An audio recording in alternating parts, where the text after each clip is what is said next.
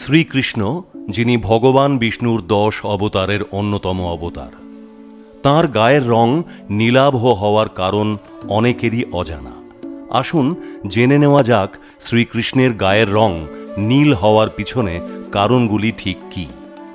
পুরাণ মতে শ্রীকৃষ্ণ যেহেতু বিষ্ণুর অবতার আর নারায়ণ যেহেতু সমুদ্রের নিচে বাস করেন, সেই জন্য সমুদ্রের মতোই শ্রীকৃষ্ণের গায়ের রং নীল। পুরাণ মতে শ্রীকৃষ্ণের জন্মের পর তাঁকে হত্যা করার উদ্দেশ্যে মামা কংস পুতনা রাক্ষসীকে কৃষ্ণকে বধ করার জন্য পাঠিয়েছিলেন। এই পুতনা রাক্ষসীর বিষ দুগ্ধ পান করার ফলে শ্রীকৃষ্ণের গায়ের রং নীল হয়ে যায়। যেহেতু তিনি বিষ্ণুর অবতার, তাই তাঁকে হত্যা করা সম্ভব হয়নি। কথিত আছে যমুনার নিচে কালীয় নাগ বাস করতেন, যার উপদ্রবে গোটা গোকুল ধাম অতিষ্ঠ হয়ে উঠেছিল।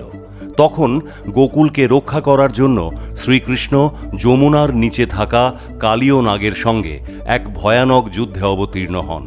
ঠিক তখন কালীয় নাগের নির্গত বিষের প্রভাবে কৃষ্ণের গায়ের রং নীলচে হয়ে যায়।